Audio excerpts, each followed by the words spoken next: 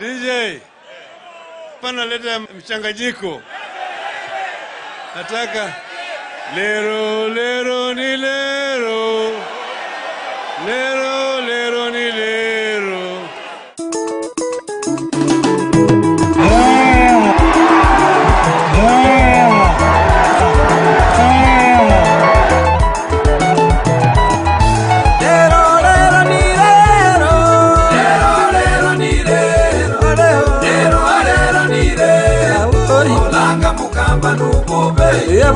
Mount Kenya, which is going to be read.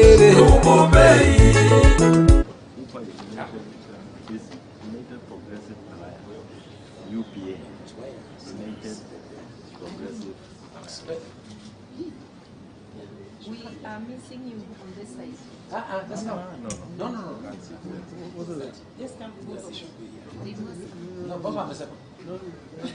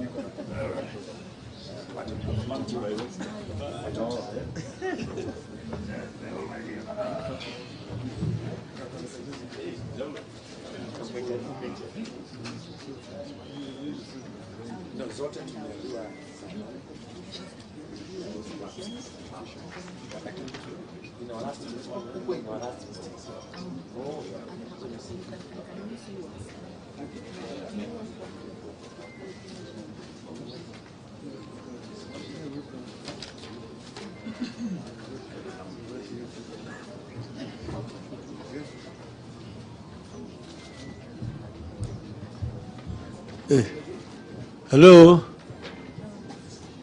ladies and gentlemen of the press, welcome to Azimio Center. This afternoon we have a statement on the situation in Mount Kenya region, which is going to be read by Her Excellency, Madam Martha Karua. We have got several political parties present here today, including NAK Kenya. We have also the Jubilee Party. We have got OPA Party. We have also got Usawa Party represented here. And of course we have got DAP and Roots and Reform Party of Kenya and ODM, of course. But all this is part of the Azimio coalition. So the statement is going to be read, as I've said, by Madam Martha Karua. Karibu, Madam.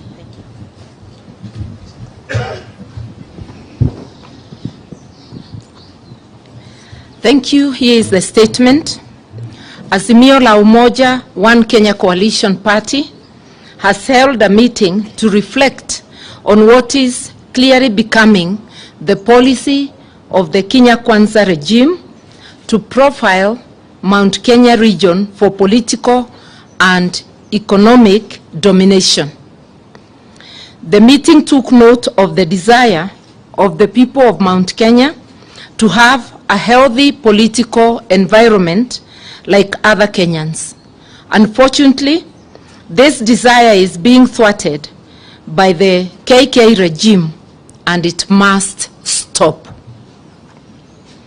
Whereas the Constitution under Article 37 gives the people of Kenya the right to peacefully assemble, demonstrate, picket, and present petitions to public authorities, the actions of this illegitimate regime indicate a determination to deny the same to the people of Mount Kenya. We saw this during the questioning of Minor Jenga at the DCI on the 25th of May this year, and the subsequent court appearance in Nakuru, Miners' treatment laid bare the determination of the regime to weaponize state agencies to harass and intimidate Mount Kenya leaders. We are seeing the profiling of Mount Kenya youth as Mungiki, which amounts to an attempt by the regime to create an artificial crisis to justify violence against innocent youth from the mountain. It is our position that profiling of Mount Kenya youth will not solve the problems facing this regime. It will only derail the healing process. It will equally not help the Mount Kenya youth overcome the many challenges driving them into despair. We must remind the people of Kenya the violence that was meted out on Kenyans, and particularly the Kikuyu nation, in 1992, 1997, and 2007-2008, which was started and sustained by senior government officials, some of whom are serving in this illegitimate regime. Those who faced ICC charges over the 2007-2008 violence must be reminded that killing witnesses will not make them become exonerated of those crimes. Further, we wish to remind the people of Mount Kenya that the attempt to target, isolate, and finish established leaders and political parties of the region has happened before with grim consequences. Those who are old enough when power changed hands in 1978 will recall that Kikuyu leaders and their businesses and those in the public sector became immediate targets. The community witnessed a massive effort to cut down and humiliate its leaders, like the late James Gishuru, Njoroge Mungai, Bio Koinange, Waroro Kanja, Bernard Hinga, who was a commissioner of police, and Mwai Kibaki. Immediately, Jomo Kenyatta left the stage. Mwai Kibaki was to later become the most transformational leader the nation has ever known. He was seriously undermined and humiliated. The government claimed to be conducting surveillance of subversive activities and that its agents had infiltrated the organizations responsible for the same. This claim, like today's claim about the resurgence of Mungiki, is but an excuse to start harassing and suppressing any political activity or reorganization in the mountain region. Then as now, the state-sponsored political attack dogs to ensure that Kikuyu leaders who could command national constituency, like Kibaki did at the time, did not rise. That plan has started again with this illegitimate regime. As the regime targets the region's youth and leaders, it has also trained its eyes in taking over or destroying political parties associated with the region. The invasion of the Jubilee Party must be seen in this light. It is an attempt to cripple Mount Kenya leadership and create a crisis of governance of political parties in the region. The verification of our Azimio chairman, His Excellency President Uhuru Kenyatta, is also part of this evil scheme to subdue a whole community and region. This is totally unnecessary. Chinua Achebe once said, remarked, when did the rain start beating us? And we are asking, when did the rain start beating the mountain region. It is apparent that the destabilization of Jubilee Party and the destruction of established political leaders of the region is a do-or-die agenda for the KK regime, sponsored by the highest level of the Kenya Kwanza leadership to ensure that Mount Kenya region has no serious political party to challenge anti-Mount Kenya policies that appear to be driving the decisions of this regime. Many of the tax measures contained in the finance bill currently before Parliament are unreasonable and clearly directed not only at the nation but particularly at Mount Kenya businesses. The proposed turnover tax is basically a tax on assets whose primary objective is to impoverish the mamambogas, boda-bodas, and other vulnerable Kenyans struggling to make a living in these difficult economic circumstances. The majority of these businesses, small businesses, are owned largely by men and women of the mountain region. I will invite my colleague, Honorable Kioni, to read the conclusion.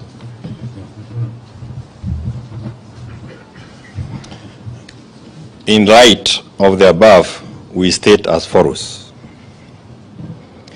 Kenya Kwanza regime must stop profiling Mount Kenya youth as Mugeki or Walefi.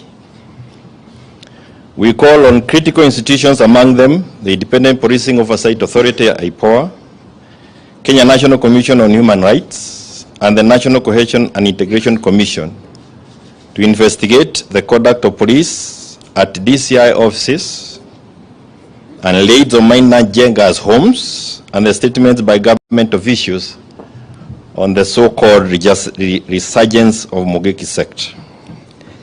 Any attempts to profile and vilify the community or to claw back gains made will be resisted very strongly. We will resist KK regime economic policies that are designed to oppress, deprive, or curtail economic opportunities of any of the communities that make up the state known as Kenya. Many of you might recall that back in the 80s and before, we had the cooperative movement. It was the first line of attack by the Moi regime. Many from Mount Kenya went under. We now can see another onslaught on the chamas, the merry-go-rounds, another onslaught on those groupings that are quite predominant within Mount Kenya.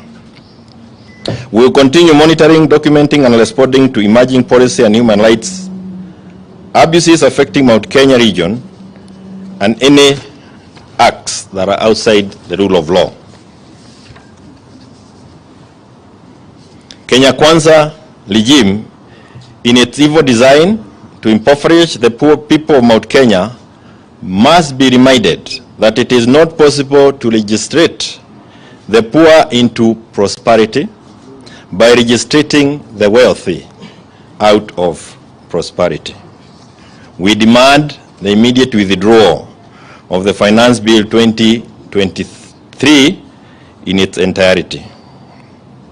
The unwarranted and uncalled for attacks on His Excellency President Uhuru Kenyatta, the Azimio chairman, must stop. We have said there before, and we want to repeat again, to some of those elected or holding elective positions within Mount Kenya, that in the past we have witnessed the reign of buffoons within Mount Kenya, and especially immediately after the death of President Jomo Kenyatta. We shall not allow this same behavior again within Mount Kenya. Mount Kenya is not available for auction. You need to look around for something else to sell. And all forms of political mobilization will be done to counter the reemergence of these buffoons and our right of association must be respected across. Remember, Pastor Mackenzie is not being investigated for belonging to the Christian faith, but for what he did, the criminal acts. Our rights of association, our right of association must be respected. I thank you. May I invite Governor Iria to have a few comments. Thank you very much. We are here because we are concerned and worried about our community. So, and you can see we are with other communities, but there is a concern on what's happening within the community of Kikuyus. And some of us have stood our ground, and you say that we have to speak out because we can clearly look into the past, we can analyze the recent past, and we can project the planned future. As a community, this is a community which 8 months ago was being celebrated as a central cog for Kenya Kwanza. Our youths were being glorified as the mighty hustlers, and our youths were moving aloud in waves, and the wave resorted to the government that is said to be in place. Our worry is how such celebrated youths can within 6 months turn into thugs. How can hustlers transform from being hustlers within a space of about 6 months into being gangsters, into being mandalas, into being mungekis, into being drunkards, into being any other objective which can define them in the negative? That is a question which some of us are asking ourselves, and our leaders, our Kikuyu leaders, are just clapping as we are being demonized. If we don't speak for our youth, then we are condemning our future. Our youth are being targeted because of the future of Kikuyus as a community. The question which comes through is, where has this subject of Mungiki come from? Because no incident has been observed, and you media people have been with us in this nation. What has happened in the last 6 months to justify the statement and the proposition that there is the emergence of Mungiki? We want to be told of one singular event in one small village within central Kenya, the broader Mount Kenya, which has prompted this debate. Because we belong here, you belong here, we have not had anything, but all it has, suddenly the government, specifically Viruga Chagwa, has announced that there is reemergence of Mungiki. Where has that come from? If it's not a plot to blood, to profile our youth. Gachagua need to realize one thing. This nation owes a debt to Kikuyus for the blood which was shed in the Rift Valley. We lost people, human beings, Kikuyus known by name, working people were buried. They also owe us a debt in the name of our youth who are massacred in between 2004 and 2009. They were killed, and we have information they were even being buried by policemen under the name, under the blooding of Mungiki. Which is that offense which made our people be killed? Is it an offense which was supposed to be judged outside the court system? We have a list of people, young men who went missing, and some people seem to be celebrating that today. Between 2004 and 2009, our youth were killed under the guise of Mungiki, and Gachagua said it very clearly that it will happen the way it happened then. That is a threat to our youth. It means that our youth are supposed to be killed. And before they kill, before any drop of blood is spilled in Mount Kenya again, we must be compensated for the blood which we have already lost. It is dear enough, and enough is enough, and no one is going to spill any blood from any of our youngsters, whatever their mistakes, when we are alive. And I want to repeat once more, we are going to take census of the young men that we have lost. Nearly every family in Mount Kenya has a record of a lost son, of a lost daughter, and some funny blooding. We first of all need to be compensated for that before they kill others. I don't know the cost of a son because there is no cost. Losing a son, a Kikuyu son, is priceless. And someone can stand and tell the nation that our youth need to be warned that they face what they faced. We are telling him, come on. We are now mature enough. Some of us, we are grown-ups. When they did that, some of us were fairly young. We are now the fathers, the mothers of this community. And if we don't speak out, I don't know who else is meant to speak for us. We cannot expose our sons and daughters. Those who are being called, they are being called hawkers. Those who are being called hustlers. Those who are being called vijana wa mikokoteni. They are now drunkards and they are now mungiki. We want to tell them, it doesn't matter. None of our sons, our daughters is going to serve a death sentence under whoever's rule. And we want to tell our child very clearly,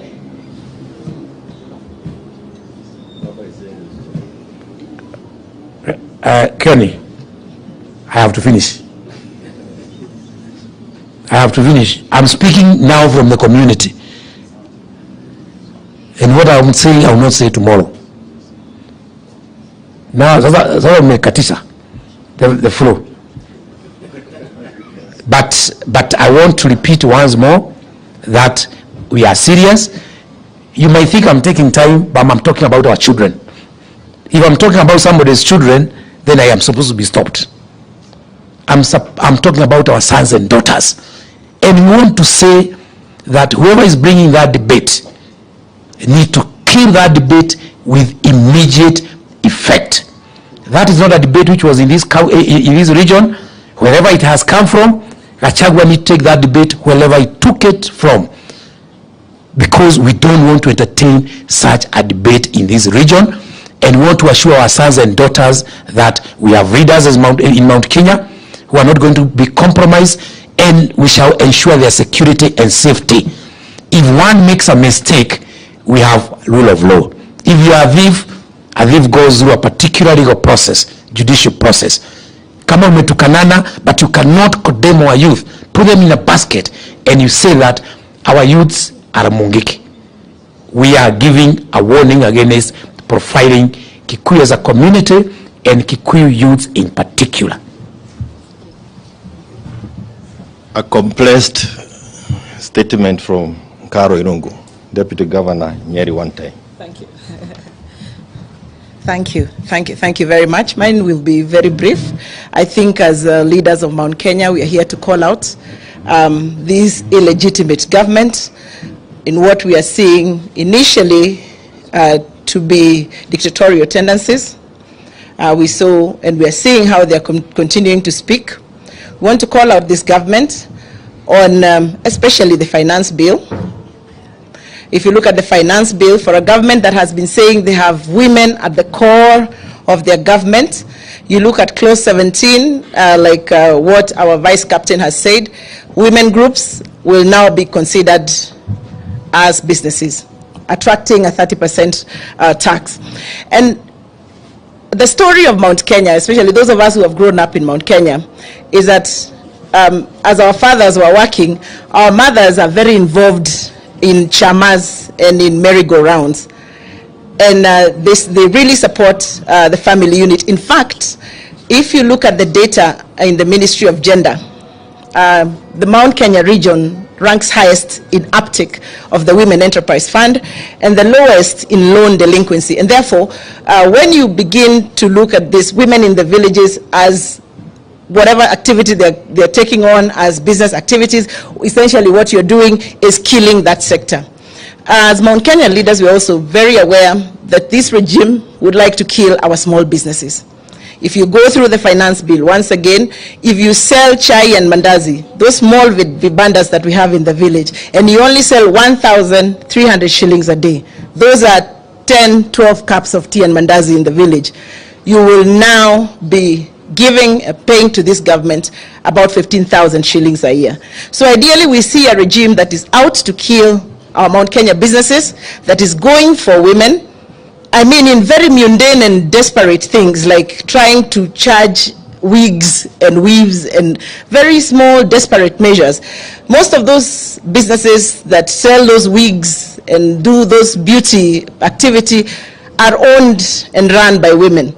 So as women of Mount Kenya, we are seeing a regime that is out to cut our businesses, that is out to hurt our activities as women, and therefore we want to call them out at these very early opportunities to tell them we will not stop to say that, and we will not be intimidated to say that for an illegitimate regime, I think you have a lot of guts to do what you're doing. I thank you very much.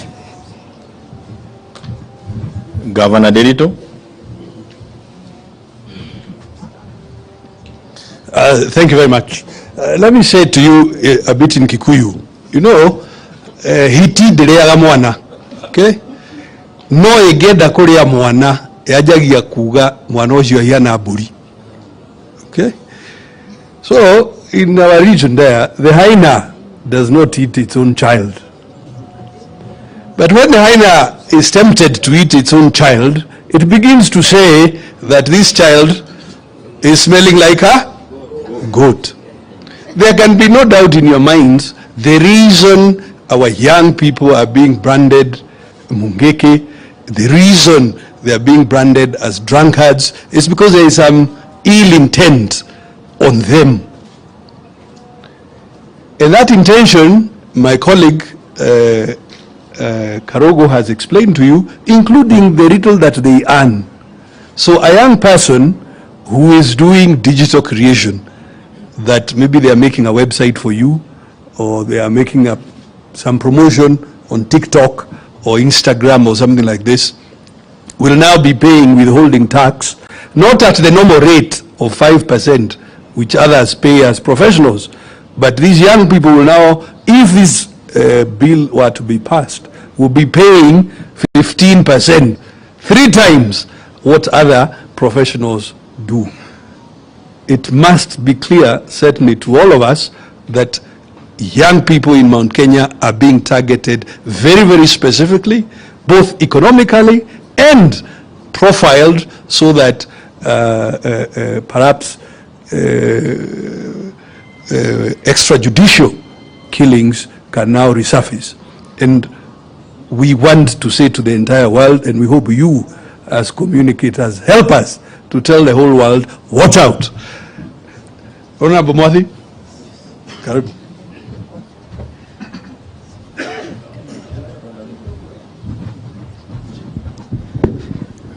Thank you very much. Let me also join my colleagues and the leaders to also emphasize on the point that I have made about the youth in Mount Kenya. And I want to particularly speak to those youth. That yes, you youth, you are very good. Yes, you said you wake up to go and support a government that you thought was taking you to prosperity. But today, 8 months later, you are now being branded all manner of words. That you are not useful to that government cannot be gainsaid, because it means the government was only using you to get to power. And once they get that power, you then become useless. But I also quickly ask, what is this that they know that they don't need the youth in future? There must be a grand plan And that grand plan is plan for their basket of votes as they finish our youth. It is time for us, you youth who belong to this community, to stand up to be counted. Say no to this repressive regime. Secondly, let me speak to the members of parliament, because I was there and I'm former member of parliament for Limuru. And I'm known for having taken a motion in parliament when it was first put under camera, talking about how our youth were being killed. And I know I received threats then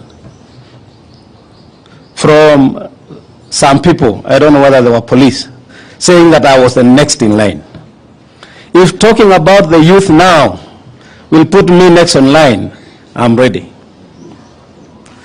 Our members of parliament, speak up for those youth. Our members of parliament, stand by those who voted for you. I had talk yesterday, word yesterday, that they are waiting to be shown the way to vote about the finance bill. And I hasten to add, you decide who among the ones who are telling you to vote for it, yes, and those who on the ground are telling you, maisha ni ngumu, musipige yes, tunyanyase. Decide who voted for you. Then you can vote the way you'll vote. But Thursday is the defining moment for you, member of parliament, who wants to put a huge baggage on the people who elected you. And all of us who are out here, including those who are electing or who elected the members, should take up upon ourselves to deal with them once they pass that bill. Yes, I thank you. The party leader, Roots, Professor Wajakoya.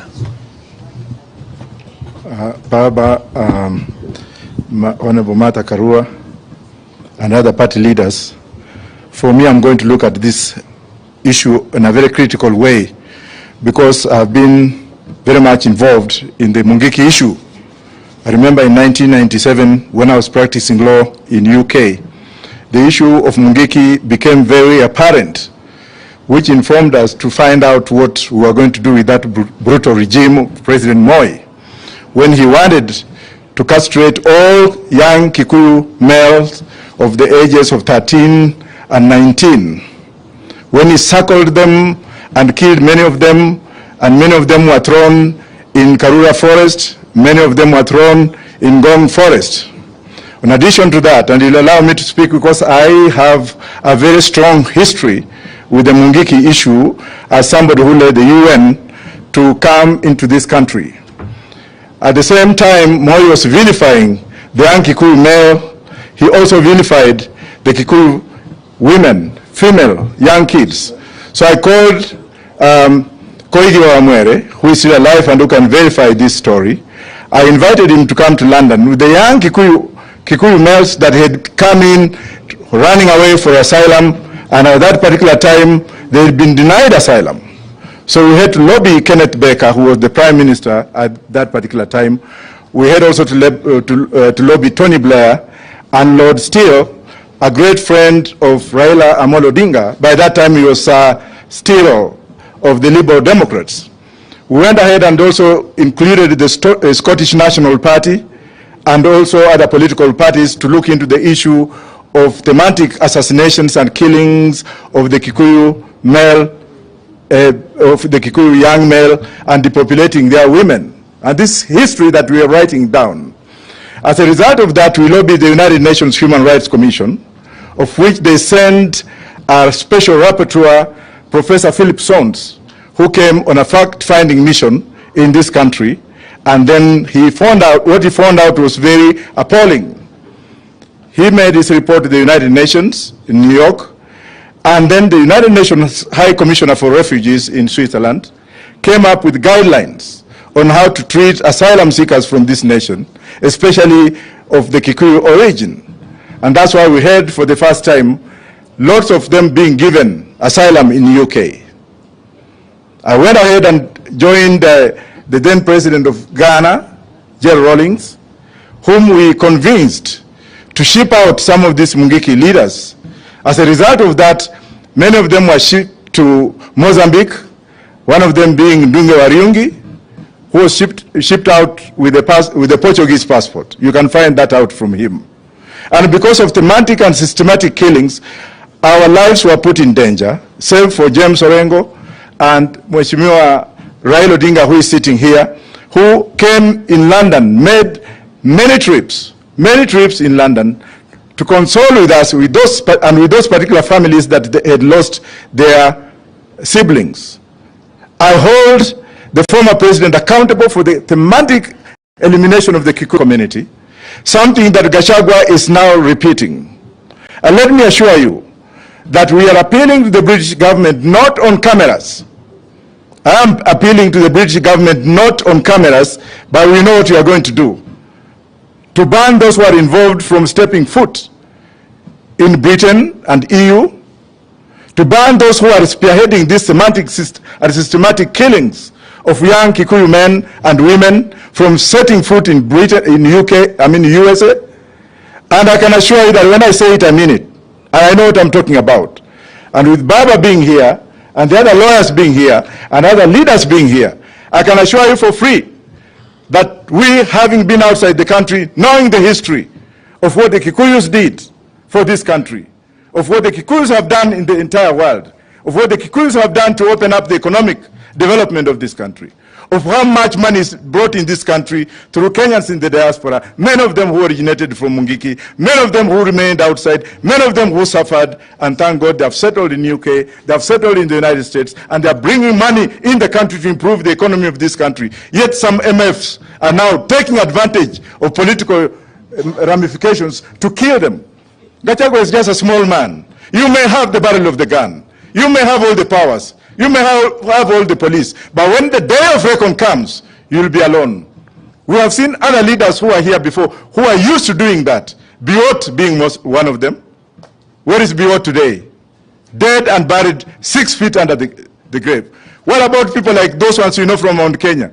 When you take power and power corrupts you and you start eliminating people, you start eliminating people, you start cleansing people, you start ethnicization of one community. How do you think Kenyans are feeling about it? How do you think people in Uganda are feeling about it? How do you think the world is looking you at? Kenya was very peaceful until recently when madness came in after stealing the elections. You want us now to come and work with you? Oh, Professor Wajakoya can just be brought. And for those who are being bought, we know them. Time of reckoning will come. We are here to appeal to this government to leave Maina Njenga alone. Leave Maina Njenga alone, because you are just making a mole out of a mountain. Maina Njenga has played his role. Maina Njenga has paid for his whatever. Why would you just take one man, shoot his wives, kill them, shoot at him, and then now you want to disperse those young men? They're hungry. When you see a lion, don't think it is a lion when you can put your finger in its mouth. Gachagua has just put his mouth, he has just put his finger in young men who are hungry, making Kikuyus to fight Kikuyus. How do you think other tribes in this country are feeling like? How do you think the Luos are looking at them? What about the Luyas and the Masais? Oh, Kikuyus sasa wameanza kupigana wenyewe kwa wenyewe. Kikuyus are very peaceful people. I have a daughter from that community. I have friends from that community. In the police have been promoted by people from that community. In the last general election, I was financially supported by people from that community. Please give me time. Please. I'm hungry. Give me time, because this is something which is going right inside my soul. We cannot allow this.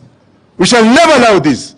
And for you who are here, who are related to members of the Kikuyu community, how do you feel when one man who is using taxes belonging to the Kenyan people, who wants to eliminate the entire society, you kill one Kikuyu, 10 are born every day. Moi tried that. Kill 5, 100 are born. These are like the Jewish people. You cannot eliminate. Muzungus tried and they failed. Thank you very much. I'm sure we will hear from the DAP party leader, Mheshimiwa Waziri wa Marwa. Yake si mrefu sana. You call back.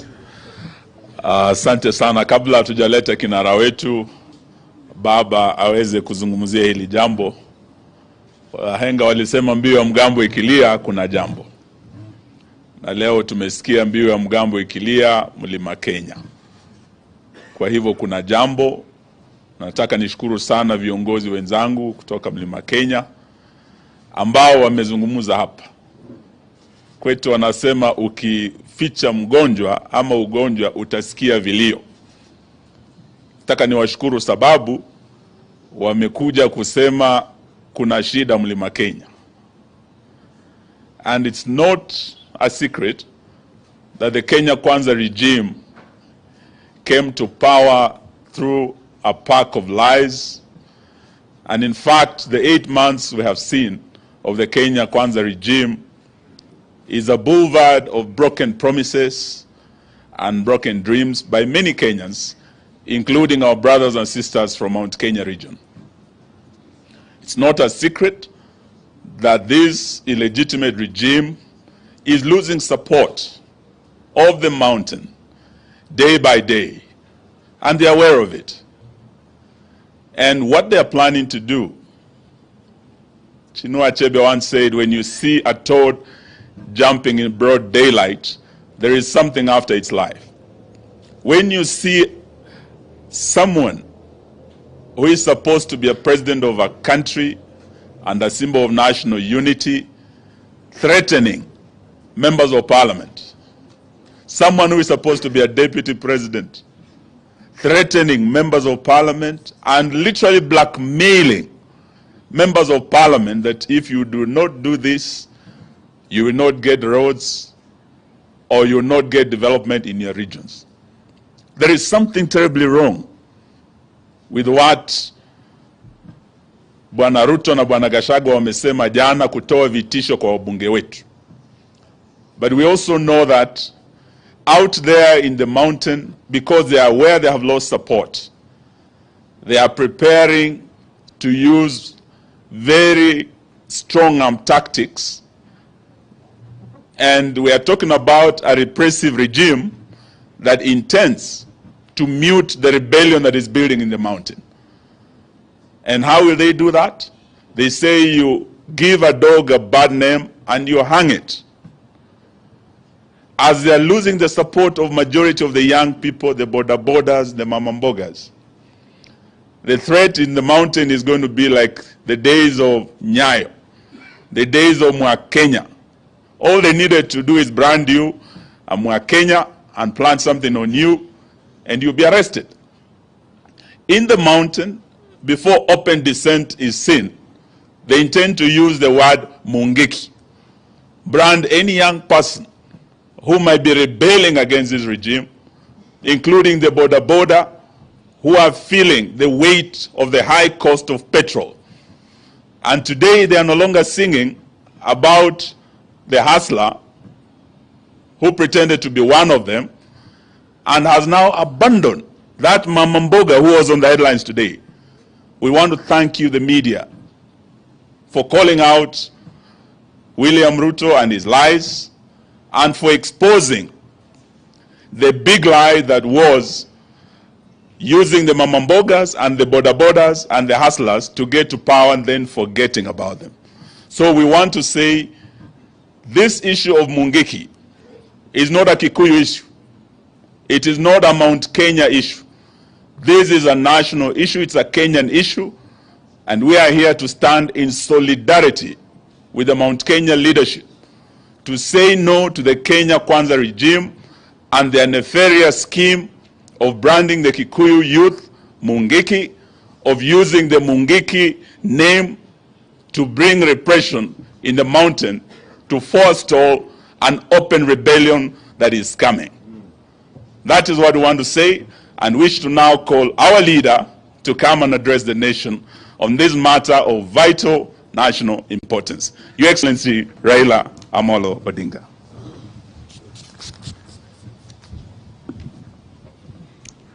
Thank you. Today was a day for the leadership from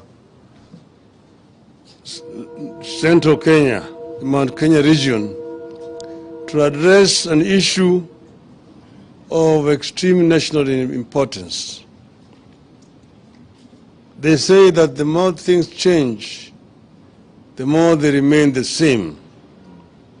I have had occasion to talk about isolation and vilification of the people of the mountain region. And I remember in our days of the youth,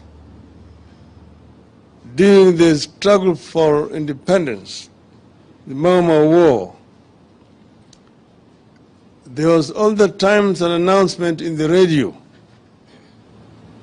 that the Kikuyu, the Meru, na Embu ni watu hatari.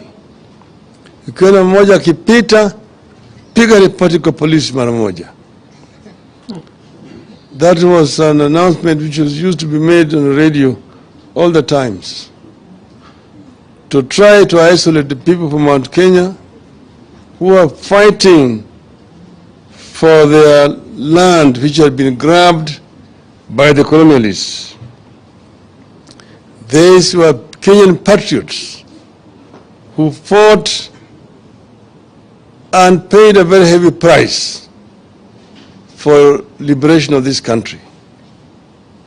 Now it is so unfortunate that in this time and age, Kenya has now celebrated the 60th year of its independence, that somebody should try to use the very same tactics and methods that were used by the British to try to isolate the youth from this region. There is now an attempt to artificially re-establish Mungiki movement. And I've seen it happen in my own eyes. It's Maina Njenga, merely because he accompanied me to the funeral of our matriarch, Mukamu Kimathi, has since been vilified, been harassed. They have carried out searches, all his residences in Nyandarua, in Laikipia, in Nakuru, in Nairobi, planting even some kind of evidence. Somehow they've carried bang, at the times they're carrying guns and so on, to try to vilify him and find an excuse to arrest him and to detain him. The young youth who are themselves incensed by this harassment are now being classified as Mungiki. But you have also seen Mr. Gachagua run around all central province talking about alcoholism among the youth, drugs and delinquency, and urging the chiefs and the police and the administration generally to deal firmly with this youth. Now the youth have nothing else to do. The youth are idle, and that's the reason why they resort to alcoholism. The answer to this is to provide a job for this youth.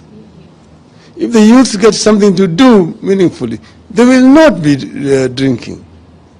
But they're getting into alcoholism because of lack of anything meaningful to do.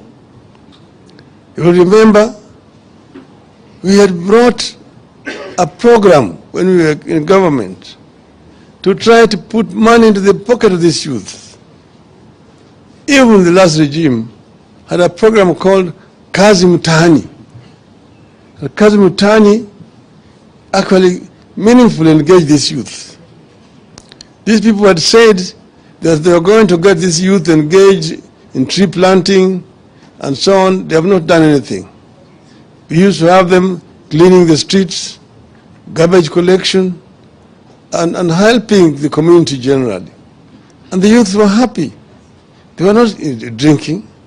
So, Mr. Gachagua, I free advise you, don't vilify these youths. Give them something meaningful to do. Second, Mr. Gachagua, you have been bragging all along that you are the sons of Mau Mau. You and your other counterpart called Kimani Ichung'wah. I want to challenge you today, Mr. Gachagua, to tell Kenyans your relationship with the Chief Nderi Gachagua Wang'ombe, who was assassinated by the Mau Mau in 1953 because of his collaboration with the brutal colonial regime. That Gachagua came from Madeira. So I want you to come clean and tell the Kenyans what is your relationship with that Nderi Gachagua Wang'ombe, the collaborator, so that people can then understand. And tell us also, if your father was a Mau Mau, what was his service number in the Mau Mau movement? The same thing with Kimani Ichung'wah. We have said, and I just want to underscore what these leaders from Central Province have said. They have said that they will not tolerate this, and we want to speak on behalf of other Kenyans, that we are fully in solidarity with what they have said. We will stand strongly in solidarity with our people, friends, brothers and sisters from the Central Province. Central Province is very much part and parcel of Kenya, and we will make all the contribution needed to protect these people against harassment by this illegitimate regime. Thank you.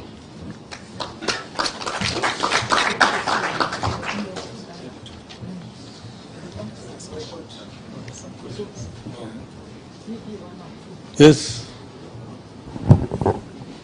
Jina langu ni Joel Chacha kutoka runinga ya K24 TV, na hapo kesho vuguvugu la 66 litakuwa linaandamana dhidi ya mswada wa fedha mwaka 2023, Finance Bill 2023, na kumekuwa na matumaini haswa licha ya Azimio kuzungumzia tu swala hili, vile vile labda mjitokeze katika streets za hapa Nairobi kuandamana haswa kuzuia Finance Bill kupita. Je, msimamo wenu kama Azimio ikizingatiwa vile vile ulikuwa umesema hivi leo utatangaza mwelekeo wa wale ambao wana bila shaka fuatilia sera zako, labda uweze kueleza haswa mtafanya nini kushinikiza serikali ya Kenya Kwanza ambayo mmesema haisikii maoni yoyote ila maandamano peke yake? Shukrani sana.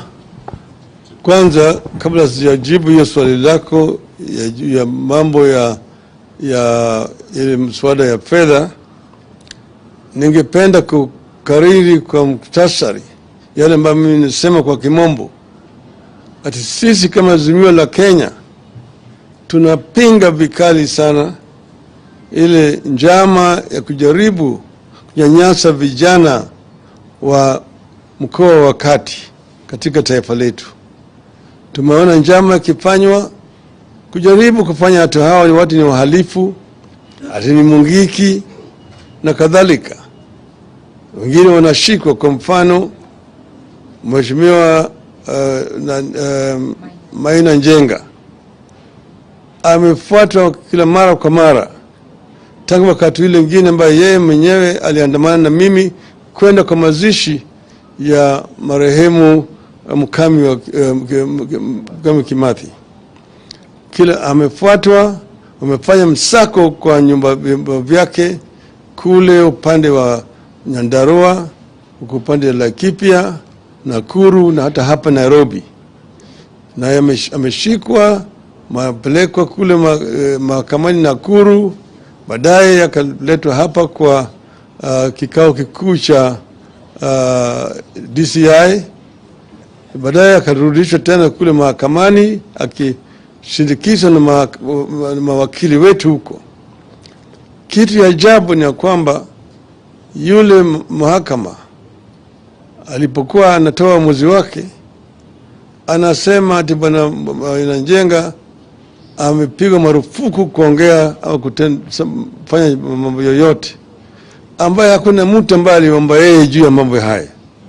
Kwa hivyo yeye mwenyewe anaonyesha kwamba kuna njama, na kwa upande mwingine hata mahakama inasurutishwa na hii serikali kufanya uamuzi kinyume na sheria. Tumesema sisi tutazimama imara nyuma ya wenzetu wa kutoka mkoa wa Kati.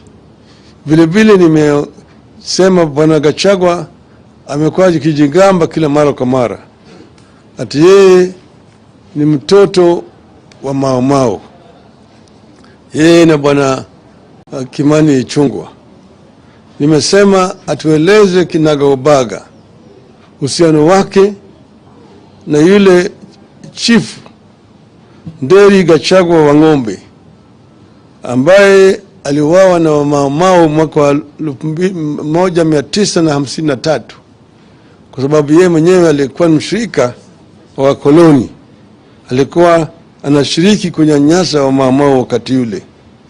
Na tukisema kama baba yake alikuwa Mau Mau, atueleze nambari ya baba yake katika hiyo jeshi la Mau Mau.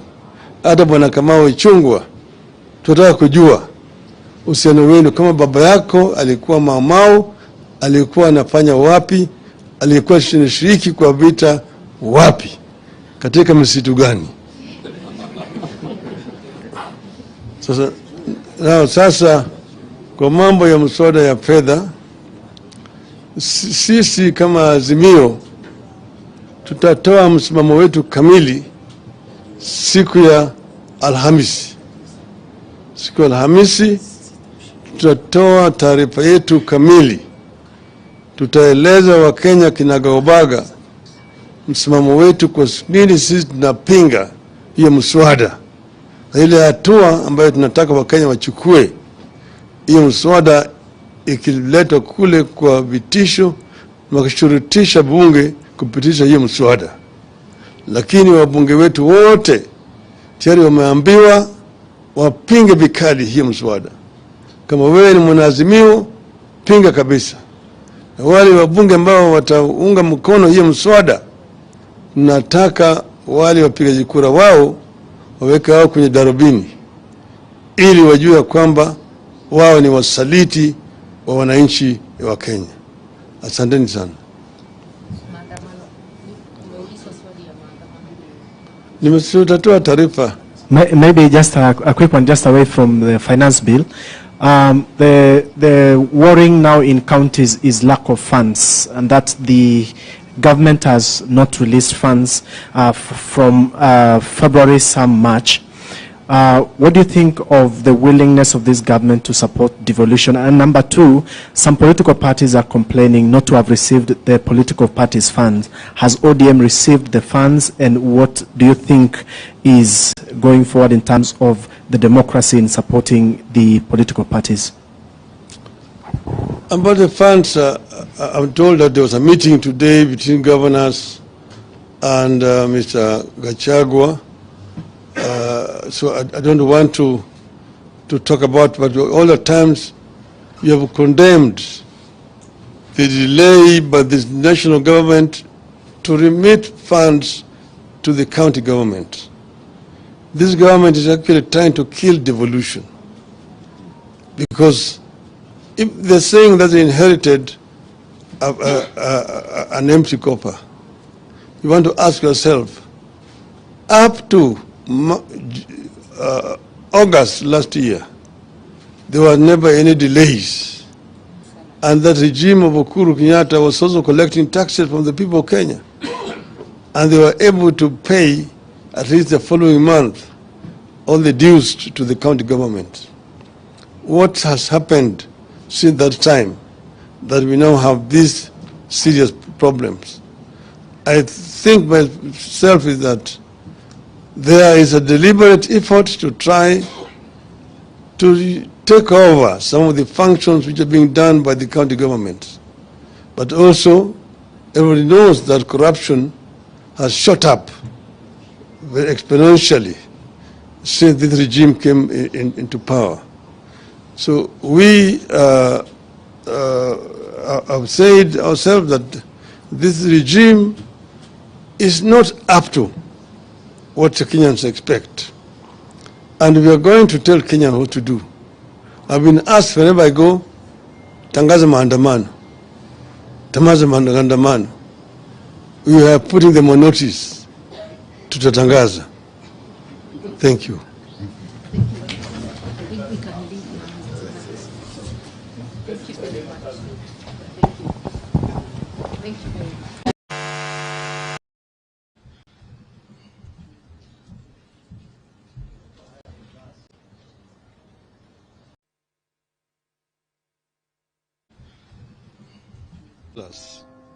Mama Mboga, watu wa mjengo, can turn his back so soon on the same people. The tsunami of taxes in that bill will bury everyone, especially the jobless youth and the poor struggling down at the bottom. The bill is a promissory note to strangle and suffocate the hustlers from whose necks RUTO promised to remove the rope. We wish to make it clear from the outset that as a party, we will try our best to ensure that this anti-people budget is not passed by the National Assembly. In the event that Kwanza uses its hired majority and passes the bill as it is, we want the people of Kenya to understand that it is Kwanza's bill. It is the Kwanza's budget. It will be a Kwanza strangling Kenyans. We will instruct our members of parliament to have nothing to do with it. The mischief is hidden everywhere across the bill, but we will highlight a few. 1, turnover tax. Currently, turnover tax, that is, tax based on sales, is applicable on sales worth 1 million Kenya shillings and above, and it stands at 1%. Now, Kwanza wants this tax applied on sales from as low as 500,000 Kenya shillings. The tax is being raised from 1% to 3%. The taxation will be pegged on gross sales, whether the seller makes profit or not. The biggest casualties here will be small, medium, and medium-sized businesses. Those businesses are the heart of the hustler nation. They are struggling. The same businesses are already being taxed by counties. Our stand is that this tax should remain at 1% and should be applicable on sales of 1 million shillings and above. 2, income tax adjustment. About 4 things currently stand out in a payslip of a typical employee in Kenya, whether in the public or private sector. There has been no pay increase in the last 5 or more years. At least a quarter, sometimes up to half of the salary, is consumed by taxes. Much of the salary is consumed by all sorts of loans. Much of the salary goes into the funding dead institutions like NSSF and NHIF, which in the end do not serve the needs of the employee. Now, unilaterally, Kwanza wants to raise the taxes from the current 30% to 35% on those earning 500,000 shillings and above.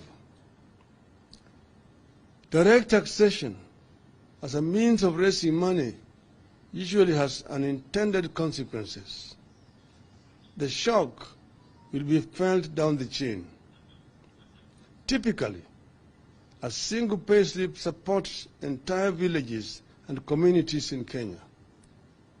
As Kenya Kwanza reduces availability of local disposable income, it is inadvertently reducing local demand for goods and services. It leads to more unemployment and more desperation. We will be instructing our members of parliament to oppose this bill's proposals. 3, housing fund. Unilaterally, Kenya Kwanza wants to deduct 3% of basic salaries to finance affordable housing scheme. How the regime arrived at 3% and not 1 or 2, nobody knows. In an economy where employees are already faced with reduced income due to high cost of goods, we find the introduction of this new tax irrational. It further reduces the amount of disposable income available to the economy. We find it curious that while not everyone is qualified for the proposed affordable housing regime, everyone is expected to pay. This is illegal borrowing. According to the bill, those who do not qualify for affordable houses will have their monies refunded or transferred to the beneficiaries after 7 years. There's no mention of interest accrued on the money. You're borrowing money without paying interest. It is not clear why an employee who does not need a house would have his or her money tied up in a housing scheme when he or she would wish to spend it on farming or just feeding the family. There's also no guarantee that the housing scheme will work where schemes like NSSF and NHIF have been crippled by corruption. We need a review.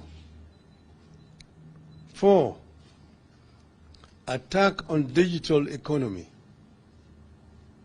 After being attacked through turnover tax, the youth who have tried to find themselves jobs by using their creative talents in the digital space are being targeted through digital content monetization.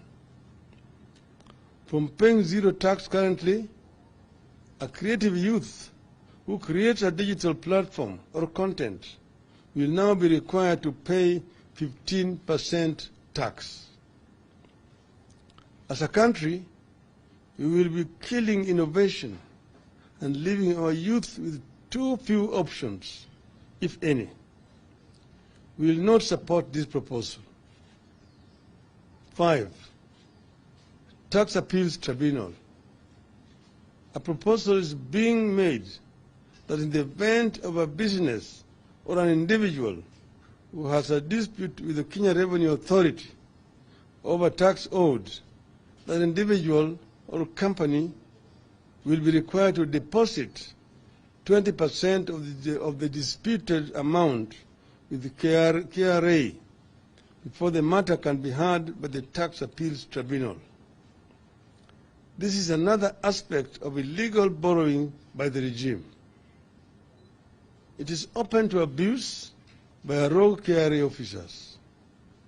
It will affect cash flow of companies. We oppose it. 6, taxation of reimbursements, that is per diem. Out of the blues, Kenya Kwanza wants to tax money paid to officers on duty at 30%. How then do those officers meet their expenses? Since when did reimbursements get to be treated as income? We find this requirement extremely punitive. We oppose it. We've known that this per diem was being paid by people to be spent to defray expenses wherever they are traveling.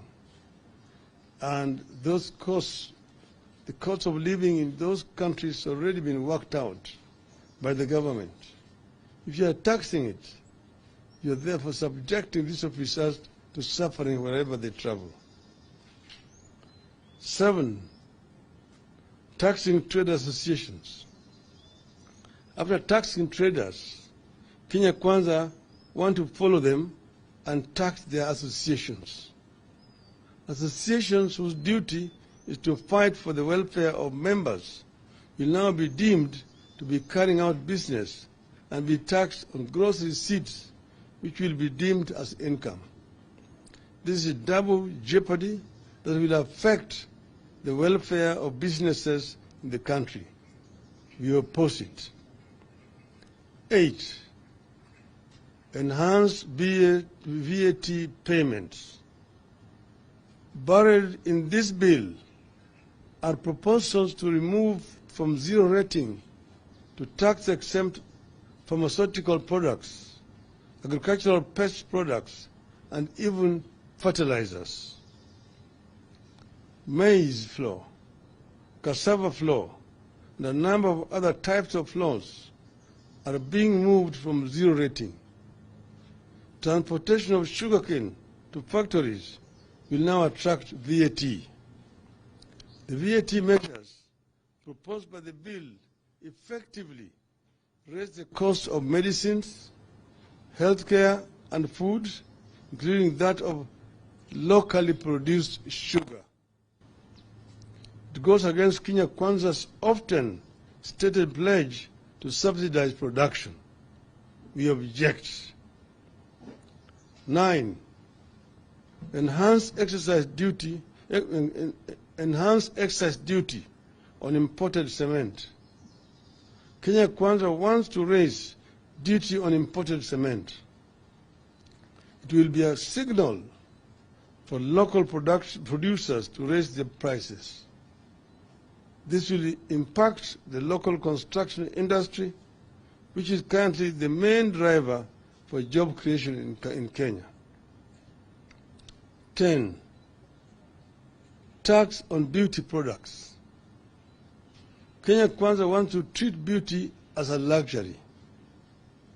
Beauty products such as wigs, false beards, eyelashes, human hair, artificial nails, among others, will see their taxes rise from shillings 0.6 to shillings 25 per stamp, 2.5 per stamp. This is a 316% hike. Like digital economy, the beauty industry has become a major employer, particularly of our youth and women who have been unable to find work elsewhere. It is a home to hustlers. Now Kenya Kwanza is going after their earnings. We disagree. Ladies and gentlemen, Kenyans cannot be taxed to the bone just because of Kenya Kwanza's internal weaknesses. Rather than increase taxes, the regime must undertake the following.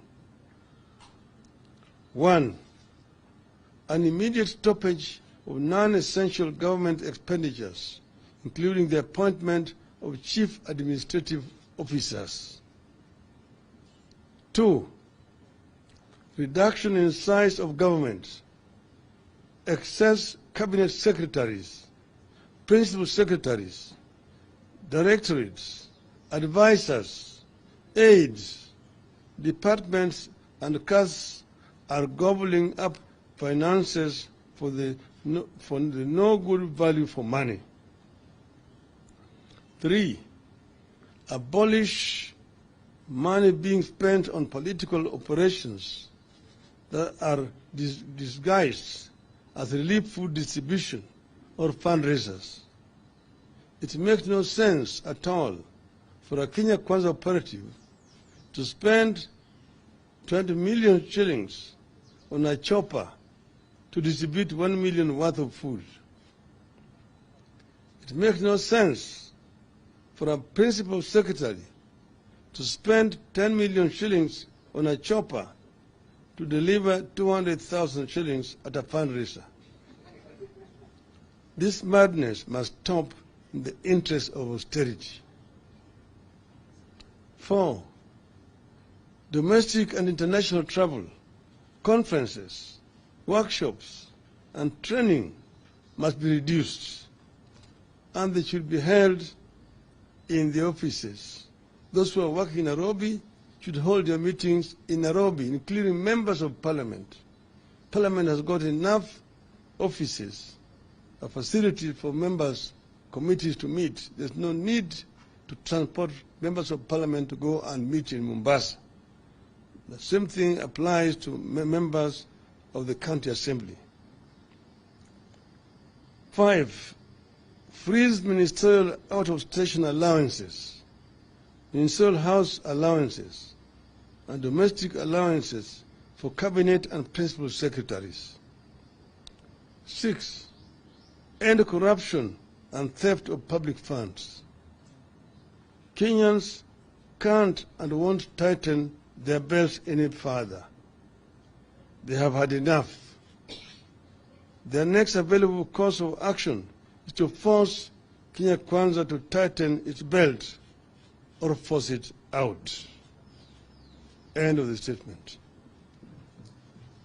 Thank you.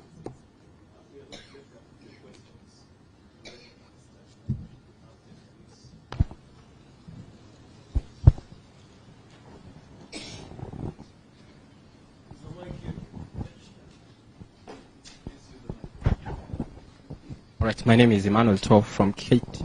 Say that again. Okay, my name is Emmanuel Tov from KTN News. Number one, Kenya Kwanza commands a sizable majority in both houses. How are you going to oppose this bill when it comes to the House? Number two, you suspended demonstrations to give way for negotiations and talks, and also giving a chance for an honest discussion. Is this honest from Kenya Kwanza that they are increasing taxes, and are you reconsidering going back to the streets for this?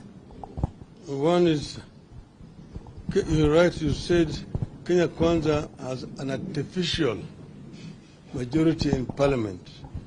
Because as you know, when Kenyans voted, Azimio had a majority in both houses. However, Kenya Kwanza has proceeded to buy members of parliament without following the laid down procedures and the law to cross over to their side. The requirement is that if a member moves from the coalition or political party in which he was elected, that member is required to resign his position in parliament and seek a re-election through a by-election into the new outfit in which he has moved. This has not happened.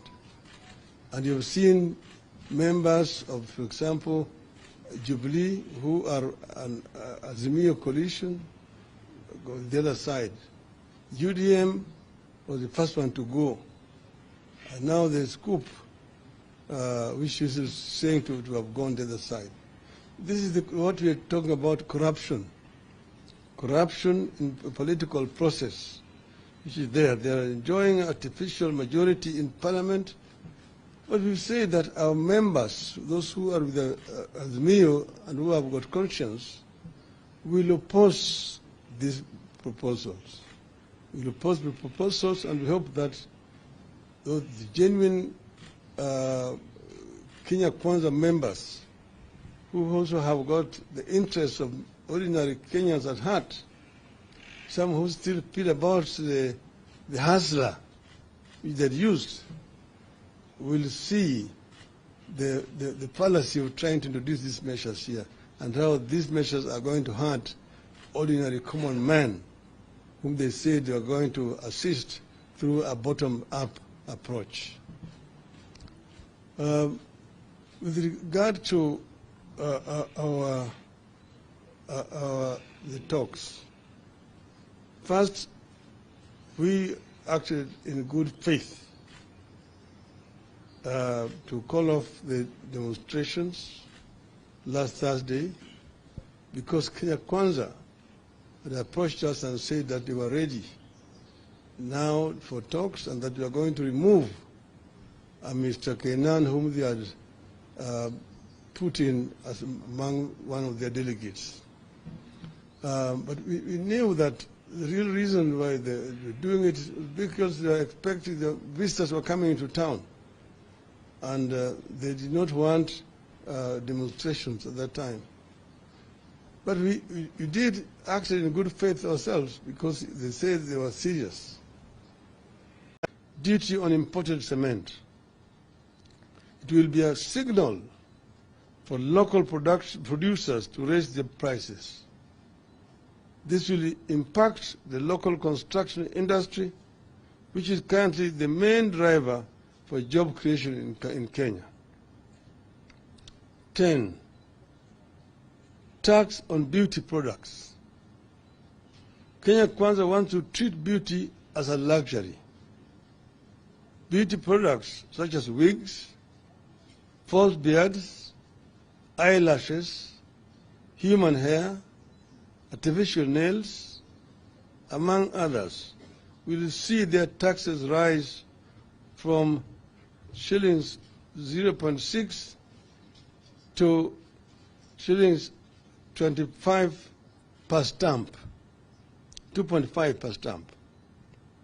This is a 316% hike.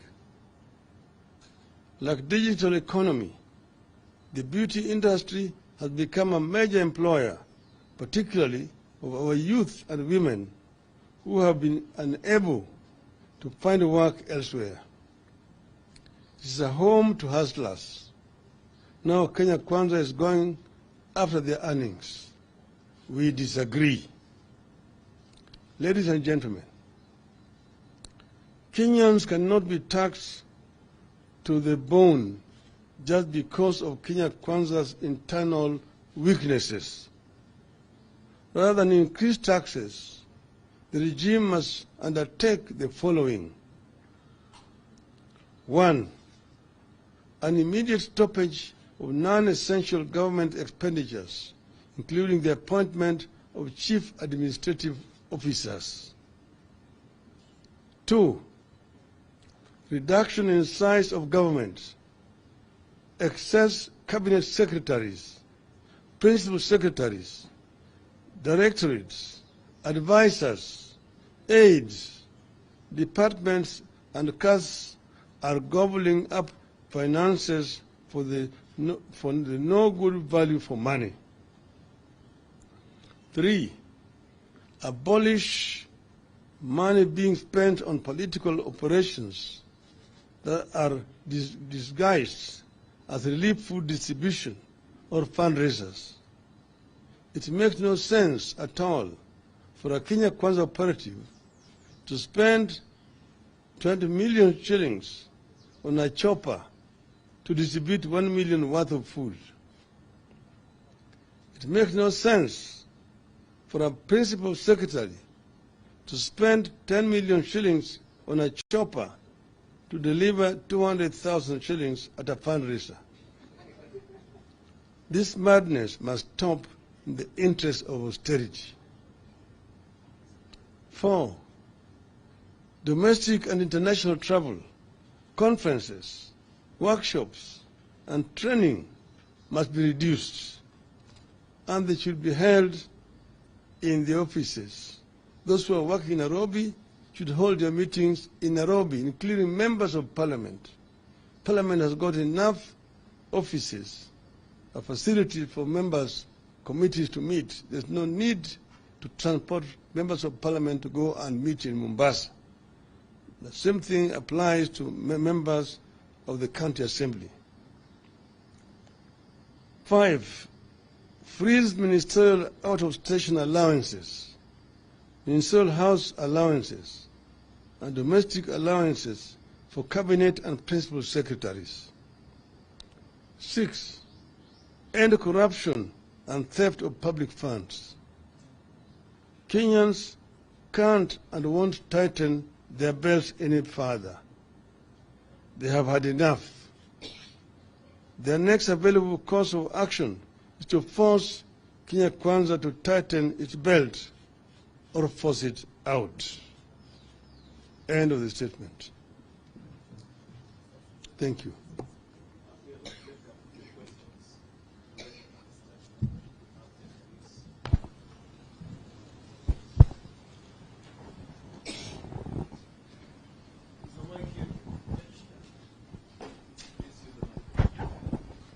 All right, my name is Emmanuel Toff from Kate. Say that again. Okay, my name is Emmanuel Toff from KTN News. Number one, Kenya Kwanza commands a sizable majority in both houses. How are you going to oppose this bill when it comes to the House? Number two, you suspended demonstrations to give way for negotiations and talks, and also giving chance for an honest discussion.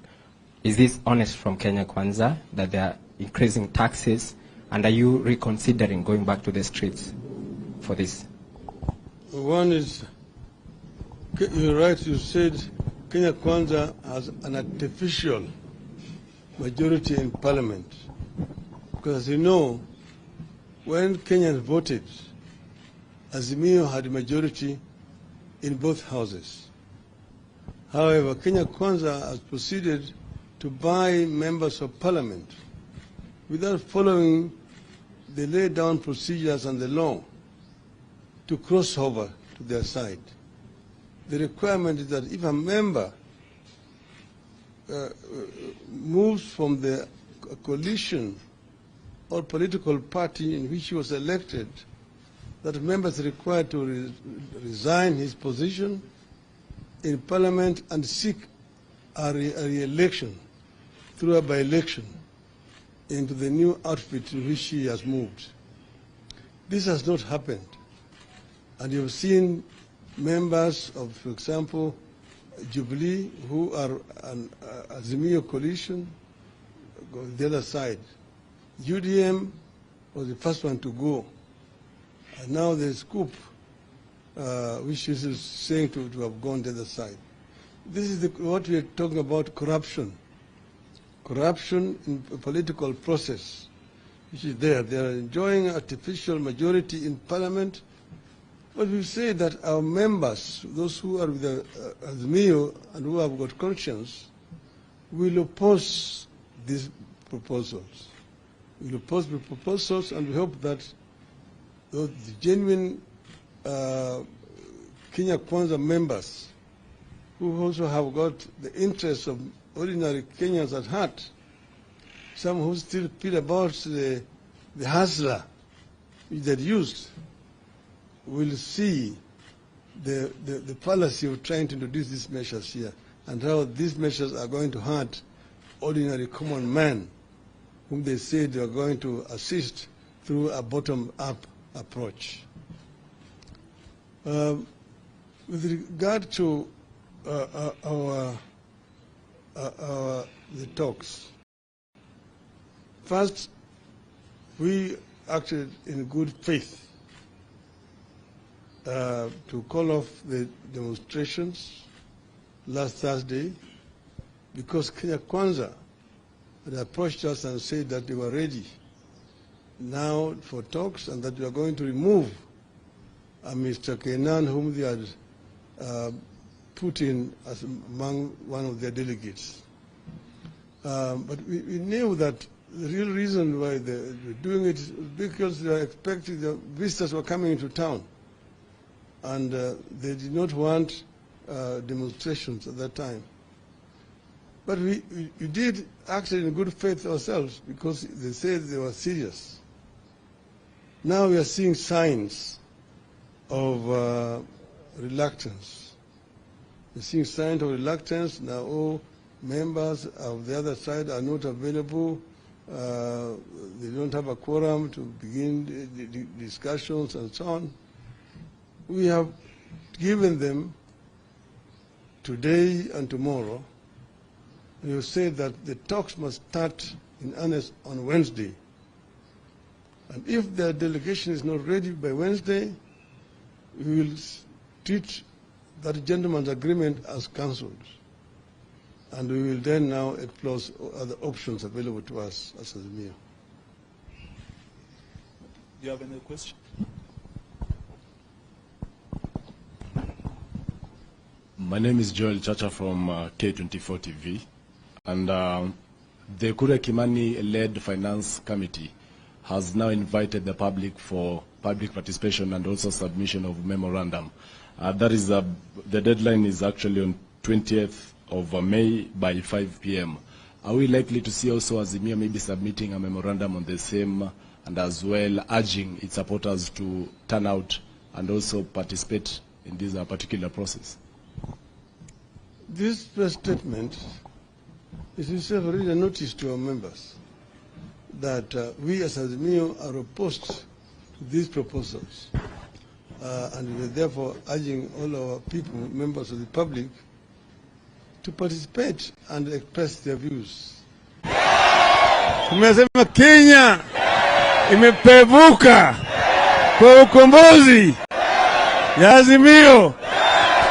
Wakenya wanalia, umebeba mzigo mzito, unasema ipunguzwe, gharama ya chakula irudi chini, unga irudi chini, maziwa irudi chini, mafuta, petroli, dizeli, sukari, karo, kodi irudi chini. Unaunga mkono?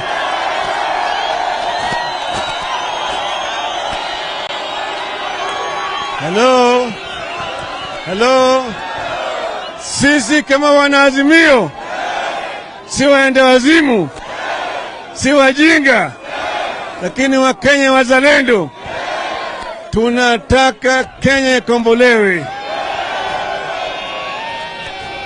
Azimio ilitoa ahadi. Ahadi ni nini? Hata Kenya Kwisha ilitoa ahadi, lakini ahadi yao tuliambia nyinyi ni kama kunyamba kwa punda.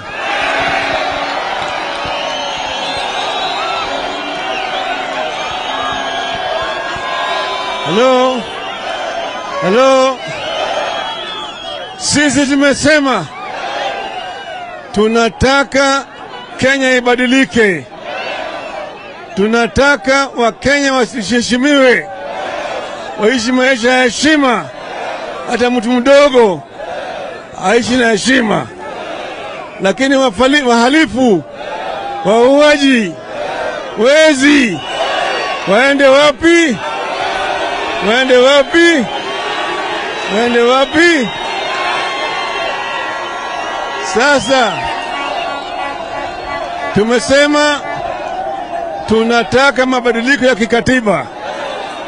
Tunataka vile vile saba ifunguliwe. Mnakubaliana na sisi? Wale makomishona wengine warudishwe kazi. Sawa? Lakini sasa wale jamaa wanasema wanaazimio ati ni anarchist. Sisi tunataka kuharibu mali ya watu.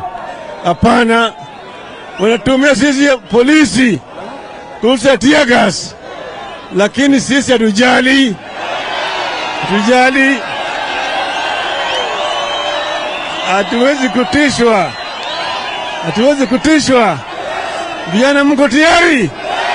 Mko tayari? Tumesema Kenya imepevuka kwa ukombozi ya Azimio. Wakenya wanalia, Mmebeba mzigo mzito, unasema ipunguzwe. Gharama ya chakula irudi chini, unga irudi chini, maziwa irudi chini, mafuta, petroli, dizeli, sukari, karo, kodi irudi chini. Unaunga mkono?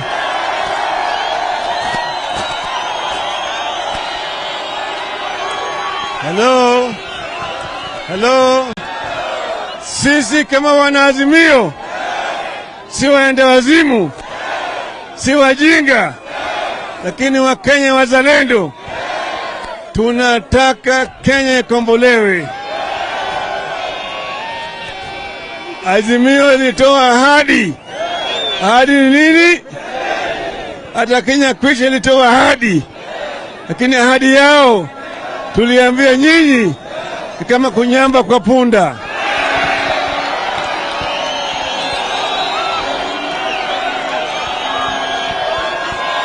Hello? Hello? Sisi tumesema tunataka Kenya ibadilike. Tunataka Wakenya wasiheshimiwe, waishi maisha ya heshima. Hata mtu mdogo aishi na heshima. Lakini wahalifu, wauaji, wezi waende wapi? Waende wapi? Waende wapi? Sasa tumesema tunataka mabadiliko ya kikatiba. Tunataka vile vile saba ifunguliwe. Mnakubaliana na sisi? Wale makomishona wengine warudishwe kazi. Sawa? Lakini sasa wale jamaa wanasema wanaazimio ati ni anarchist. Sisi tunataka kuharibu mali ya watu. Hapana. Wanatumia sisi polisi kurusha tear gas. Lakini sisi hatujali. Hatujali.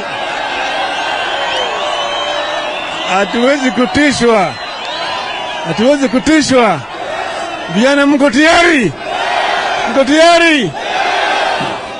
Tulikuwa tumewaambia, tuliwaimbia wao, nipigwe teke sitarudi nyuma, nipigwe teke,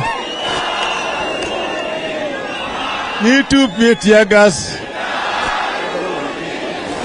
nitupie tear gas, nitupie maji, nitupie maji,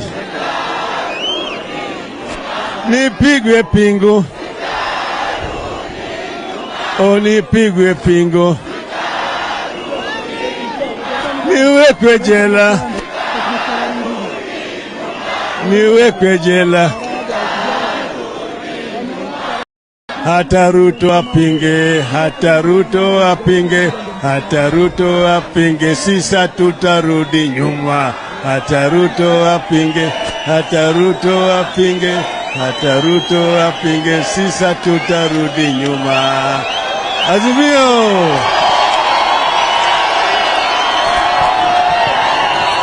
Tuko pale, mama mkombozi Martha Wangari Karua, Stephen Kalonzo Musyoka, tuko pale na bwana Eugene Wamalwa, bwana Ambassador Oparanya, bwana Jeremiah Kioni, tuko pale vilevile Profesa Wajakoya,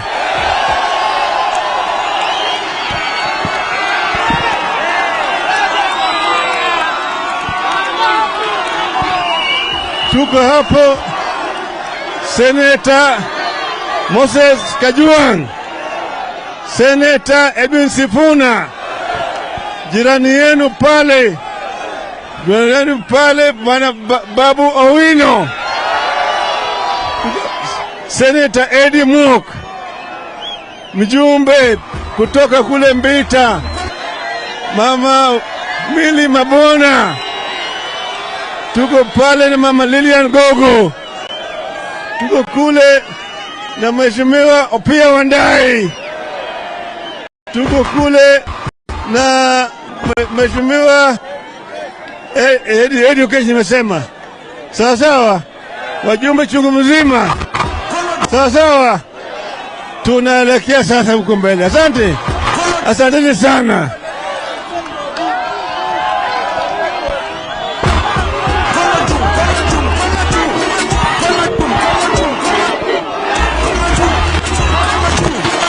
Aya, vijana ria, vijana ra, vijana tilim. Leo ni leo, asemaye kesho ni leo, ni leo, asemaye kesho ni Ruto wapi? Ruto wapi? Ruto wapi? Asanteni.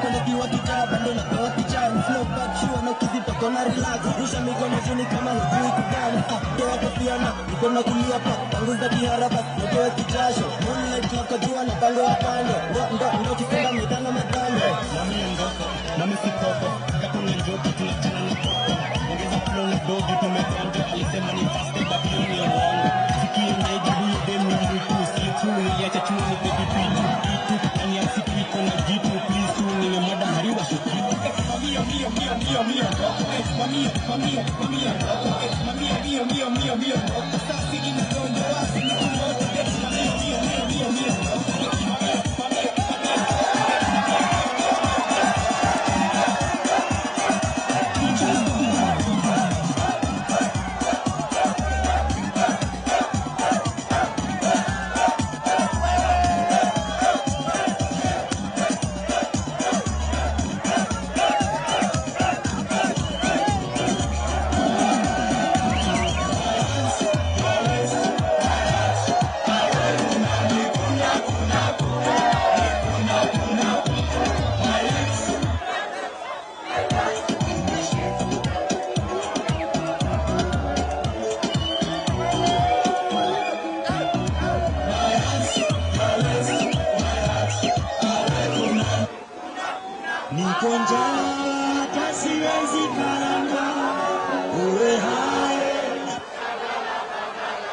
DJ Spider-Man niko njaa siwezi karanga uwe hai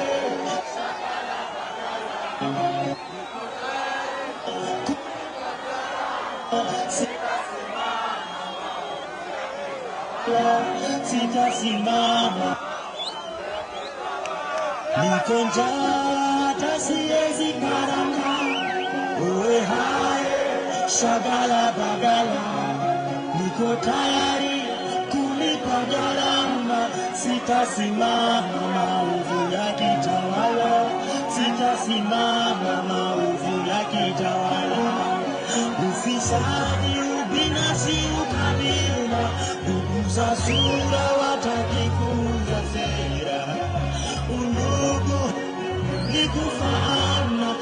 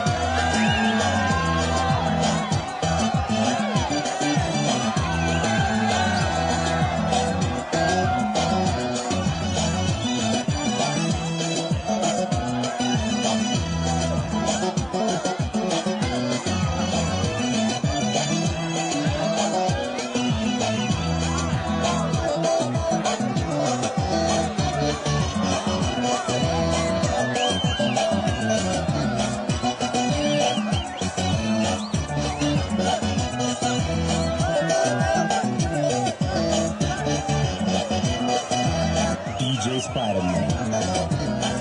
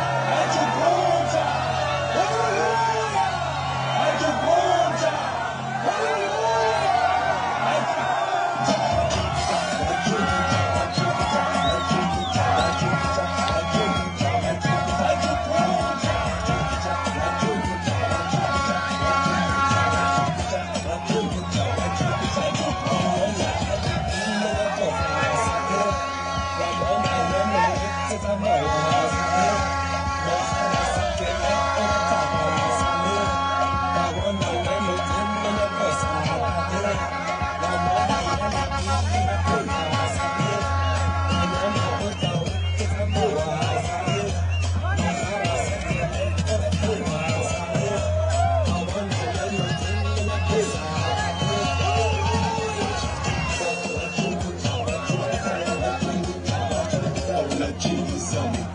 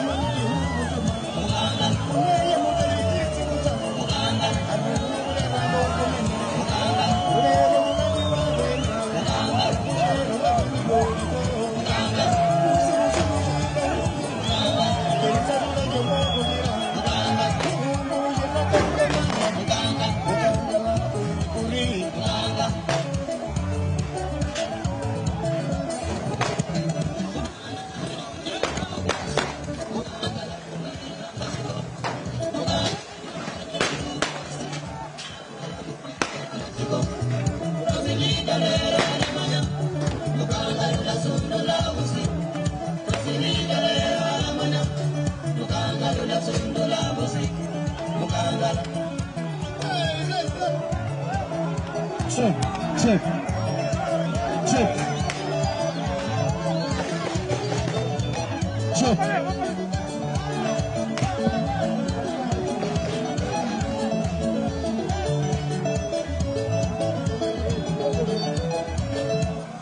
Wananchi wapendwa, tunaendelea na msafara wetu. Ninaomba tuendelee kama tulivyoanza. Huu ni msafara wa Azimio ukiongozwa na kinara wetu mpendwa Raila Odinga. Tulianza kwa amani, tunaendelea kwa amani na tutamaliza kwa amani. Na niombe maafisa wa usalama wa posti hiyo, tafadhali usipige tear gas wala usipige risasi. Wachana na hawa wananchi, wanaelewa katiba. Na sisi tuendelee kuwa watulivu vile tulikuwa tangu hapo mwanzo. Tuendelee na msafara wetu kwa amani. Asanteni sana.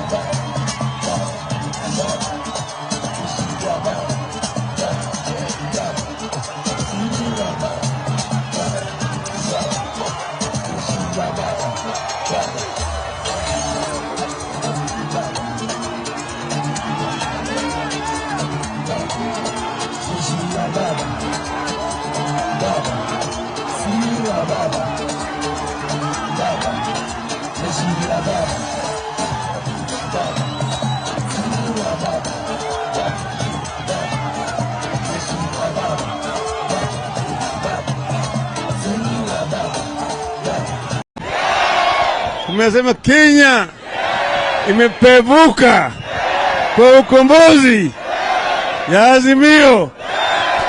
Wakenya wanalia, umebeba mzigo mzito. Unasema ipunguzwe, gharama ya chakula irudi chini, unga irudi chini, maziwa irudi chini, mafuta, petroli, dizeli, sukari, karo, kodi irudi chini. Unaunga mkono?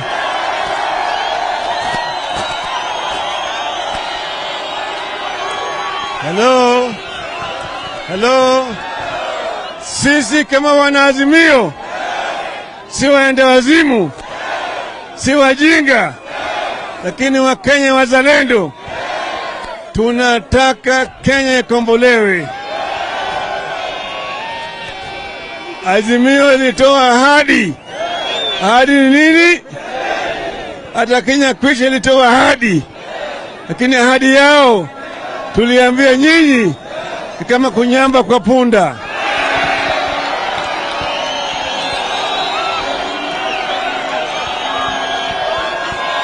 Hello? Hello? Sisi tumesema tunataka Kenya ibadilike. Tunataka Wakenya wasiheshimiwe, waishi maisha ya heshima. Hata mtu mdogo aishi na heshima. Lakini wahalifu, wauaji, wezi waende wapi? Waende wapi? Waende wapi?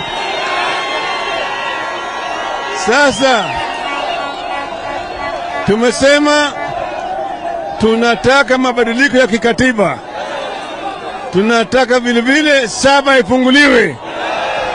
Mnakubaliana na sisi? Wale makomishona wengine warudishwe kazi. Sawa? Lakini sasa wale jamaa wanasema wanaazimio ati ni anarchist. Sisi tunataka kuharibu mali ya watu. Hapana.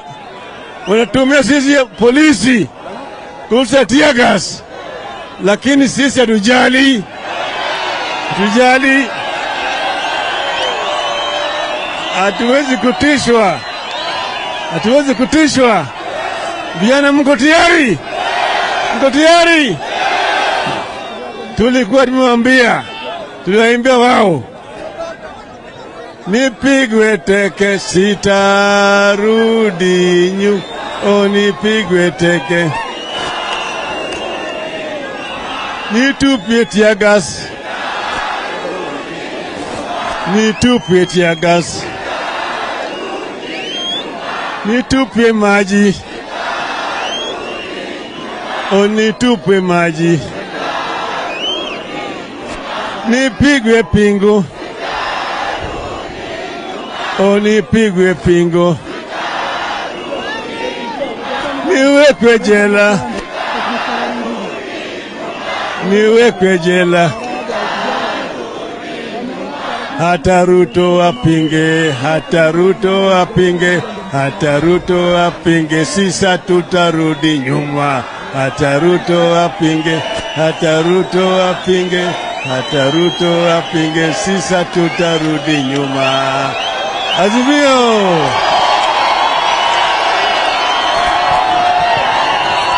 Tuko pale, mama mkombozi Martha Wangari Karua,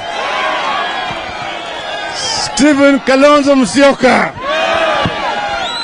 tuko pale na bwana Eugene Wamalwa, bwana Ambassador Oparanya, bwana Jeremiah Kioni, tuko pale vilevile na Profesa Wajakoya.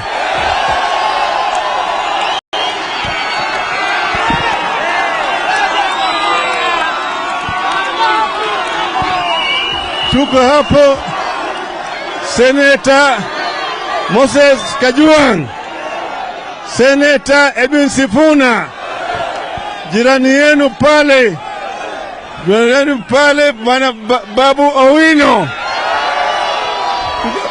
Senator Eddie Muk, mjumbe kutoka kule Mbita, mama Mili Mabona, tuko pale na mama Lilian Gogo, tuko kule na mheshimiwa Opiya Wandayi, tuko kule na mheshimiwa Education imesema sawa sawa, wajumbe chungu mzima sawa sawa. Tunaelekea sasa huko mbele. Asante, asanteni sana.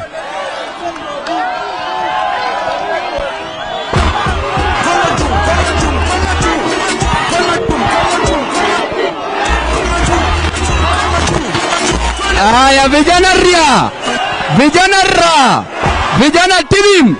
Leo ni leo, asemaye kesho ni leo, ni leo, asemaye kesho ni Ruto wapi? Ruto wapi? Ruto wapi? Asanteni.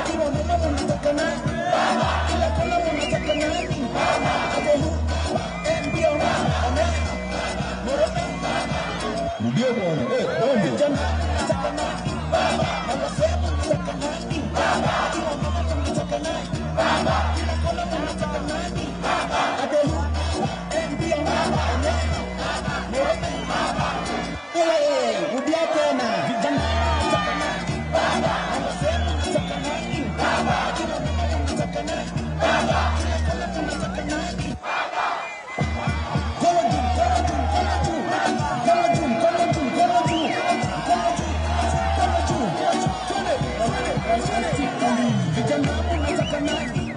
Na wazee mnataka nani? Akiwa mama mnataka nani? Kila kona mnataka nani?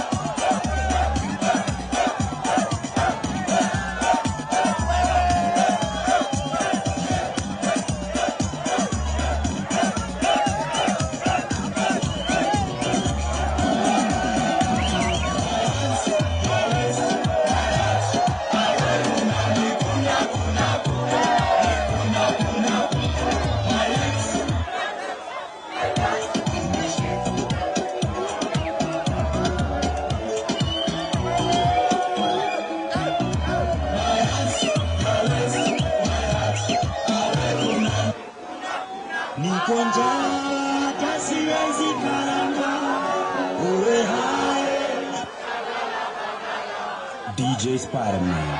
Niko njaa siwezi karanga, uwe hai.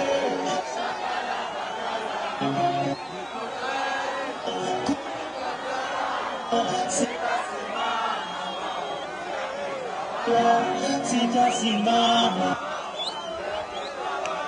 Niko njaa siwezi karanga, uwe hai.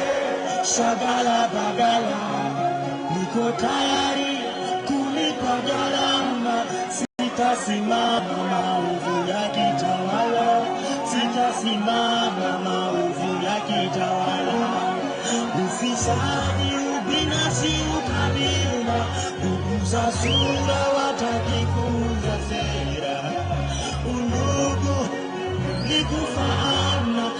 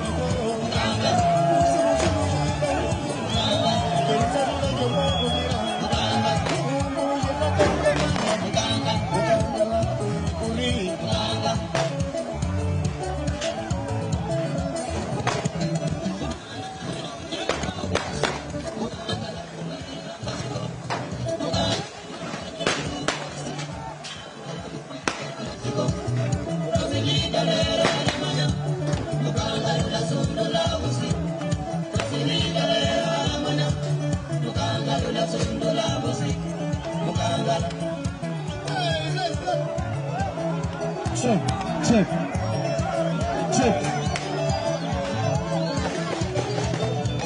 check.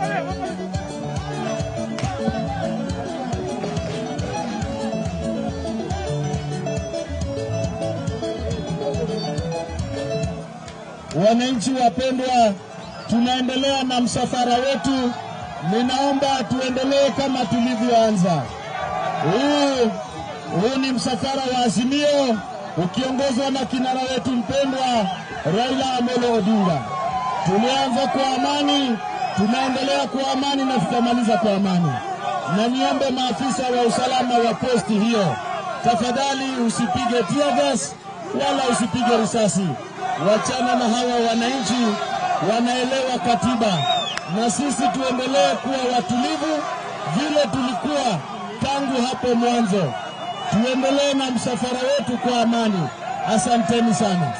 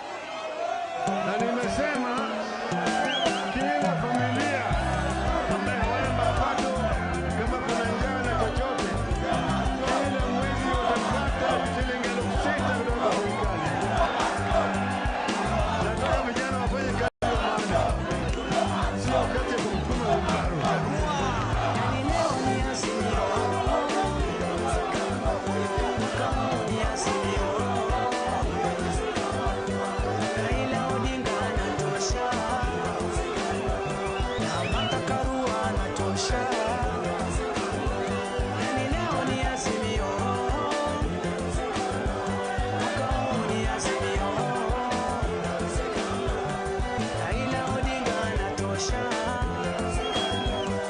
Martha Karua anatosha. Rero ni rero, ayangu rero ni rero. Rero ni rero, jamani rero ni rero.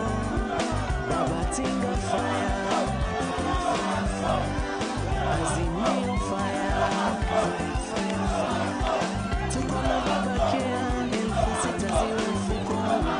Mengi yatatokea, maendeleo mpaka mashinani. Wakili wa biashara, Vitamunya anaweza. Miradi kwa kina mama, Martha Karua ataleta. Hata watunza wamama wajane, hata basari watoto wasome.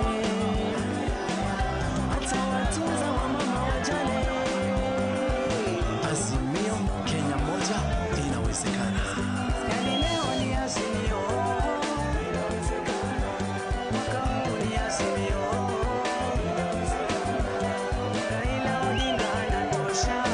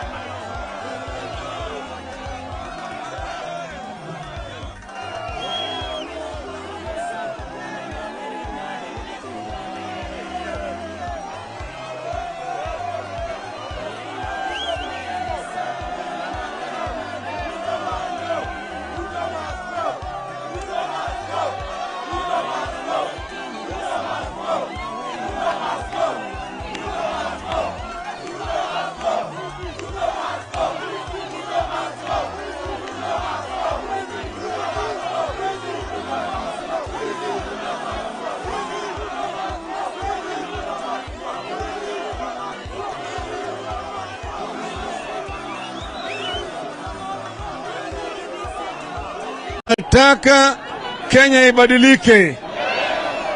Tunataka Wakenya wasiheshimiwe, waishi maisha ya heshima. Hata mtu mdogo aishi na heshima, lakini wahalifu, wauaji, wezi waende wapi? Waende wapi? Waende wapi? Sasa tumesema tunataka mabadiliko ya kikatiba. Tunataka vile vile saba ifunguliwe. Mnakubaliana na sisi? Wale makomishna wengine warudishwe kazi. Sawa? Lakini sasa wale jamaa wanasema wanaazimio ati ni anarchist. Sisi tunataka kuharibu mali ya watu. Hapana. Wanatumia sisi polisi kuuza tear gas. Lakini sisi hatujali. Hatujali. Hatuwezi kutishwa. Hatuwezi kutishwa. Vijana mko tayari? Mko tayari? Tulikuwa tumewaambia, tuliwaimbia wao, nipigwe teke sitarudi nyuma, nipigwe teke, nitupie tear gas, nitupie tear gas, nitupie maji, nitupie maji, nipigwe pingu, nipigwe pingu, niwekwe jela, niwekwe jela,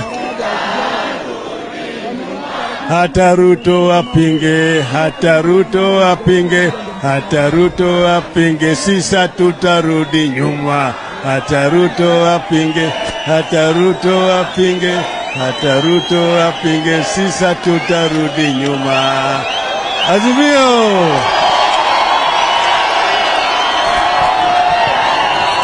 Tuko pale, mama mkombozi Martha Wangari Karua,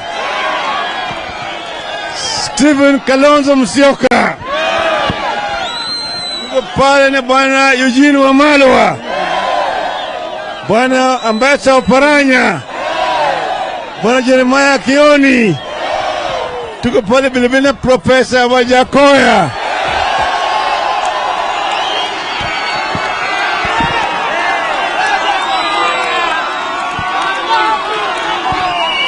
tuko hapo Senator Moses Kajwang', Senator Edwin Sifuna, jirani yenu pale, bwana Babu Owino, Senator Eddie Mok, mjumbe kutoka kule Mbita, mama Mili Mabona, tuko pale na mama Lilian Gogo, tuko kule na mheshimiwa Opiya Wandayi, tuko kule na mheshimiwa Education imesema. Sawa sawa, wajumbe chungu mzima. Sawa sawa, tunaelekea sasa huko mbele. Asante, asanteni sana.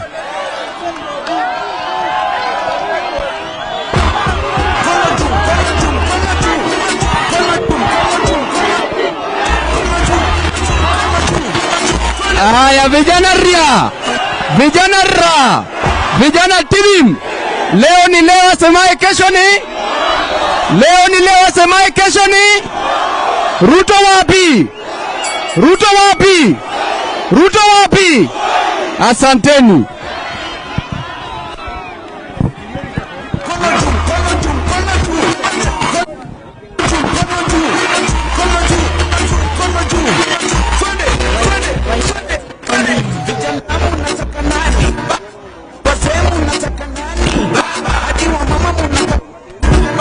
Kila kona mnataka nani? Baba, ako huka.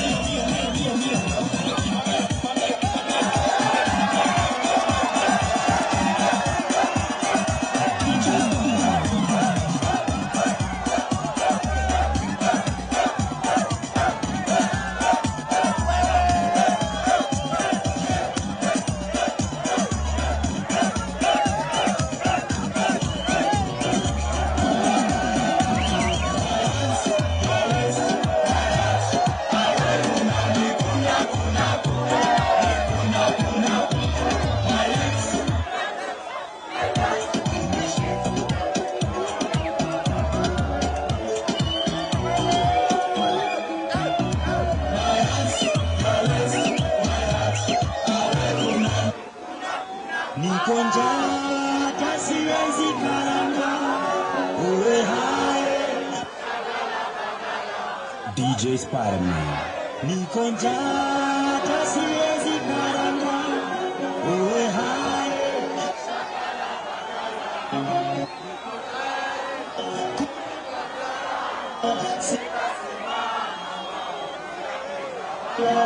Sitasimama. Niko njaa hata siwezi karanga. Uwe hai. shagala bagala, niko tayari kulipa gharama, sitasimama maovu ya kitawala, sitasimama maovu ya kitawala. Ufisadi, ubinafsi, ukabila, kuguza sura, watakikuza sera, undugu ni kufaana.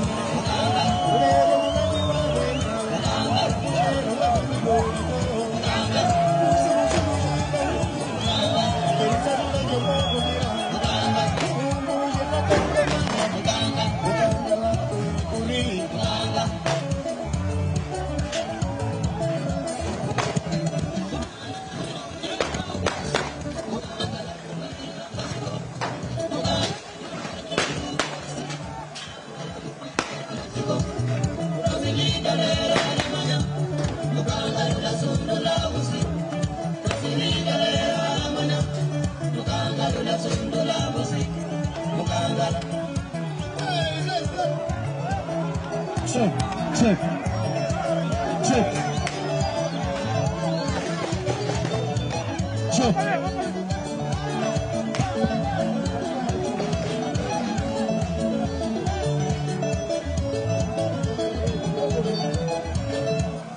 Wananchi wapendwa, tunaendelea na msafara wetu. Ninaomba tuendelee kama tulivyoanza.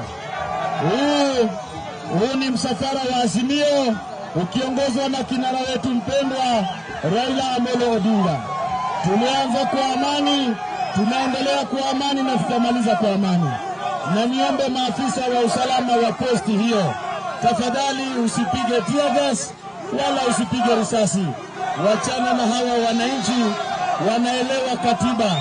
Na sisi tuendelee kuwa watulivu vile tulikuwa tangu hapo mwanzo. Tuendelee na msafara wetu kwa amani. Asanteni sana.